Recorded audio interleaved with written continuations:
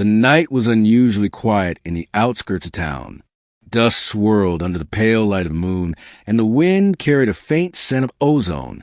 Rufus, a scruffy golden retriever with more curiosity than caution, trotted along the abandoned trail behind the house. He sniffed the ground with intensity, ears perked. Something was off. He stopped suddenly, hackles raised. Beneath a cluster of rocks, hidden in a shallow depression, was a girl. No, not a girl exactly. She was different. Her skin shimmered faintly under the moonlight, casting colors that Rufus had never seen. Her limbs were slender, almost fragile, and her eyes, oh, those eyes, glowed with a soft, alien luminescence. Rufus barked sharply, then ran back toward the house, paws pounding the earth. Inside, James's human was reading by the fireplace. "Rufus, what is it?" James called, standing. The dog barked again and pawed frantically at the door. Sighing, James grabbed his jacket. They returned to the spot. James knelt, seeing her clearly for the first time. She was breathing shallowly, a faint pulse visible at her wrist-like limb. Her eyes flicked to him, wide and frightened. He noticed a strange metallic puncture in her side, faintly smoking. "Oh, no," James muttered. "Rufus, stay close."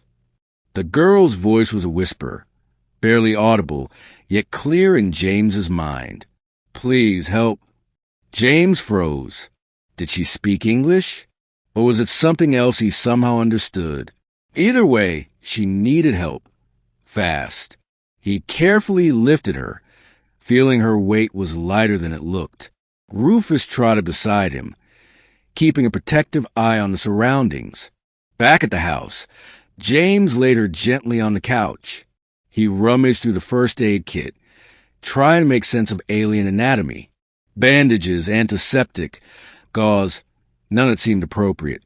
Yet he did his best.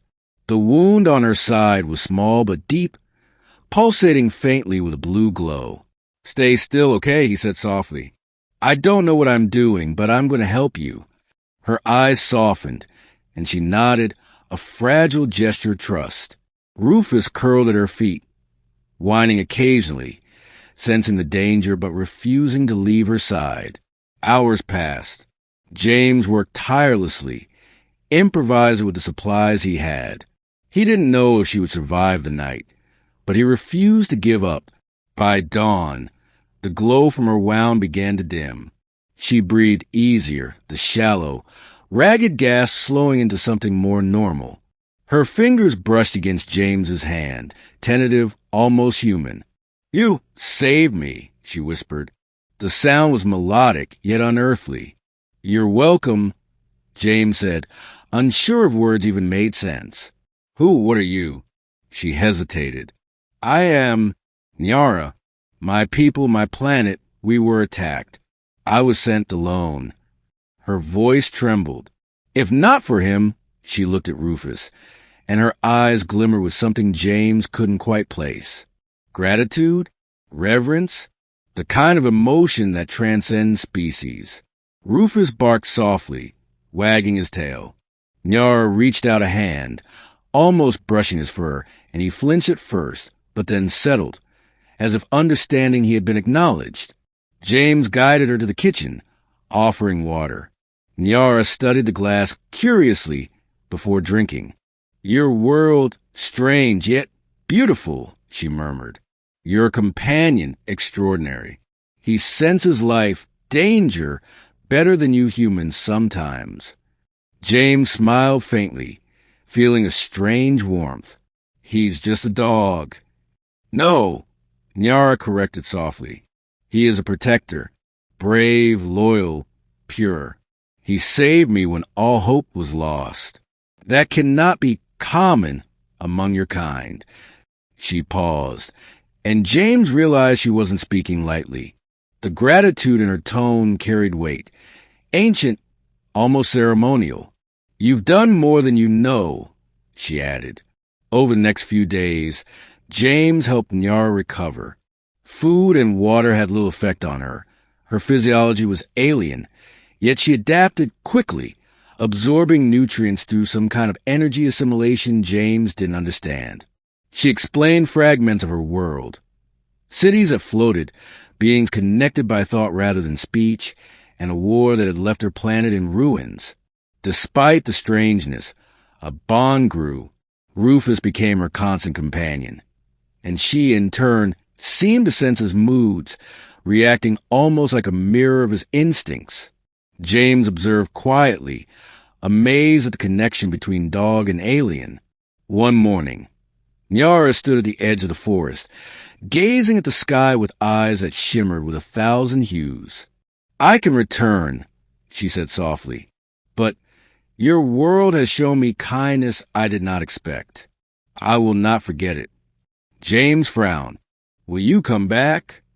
She smiled faintly, luminous eyes meeting his.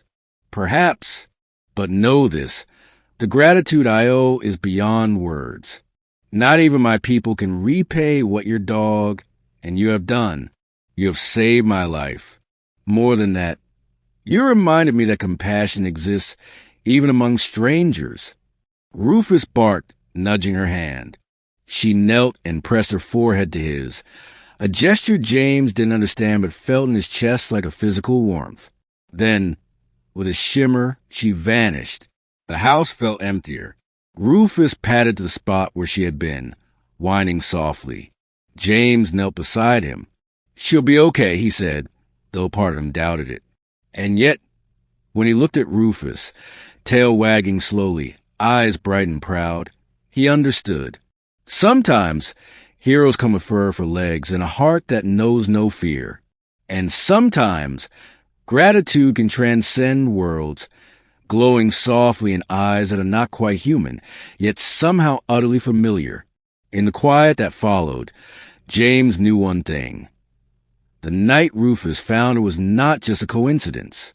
It was destiny, and the surprising gratitude of a dying alien girl had changed their lives forever.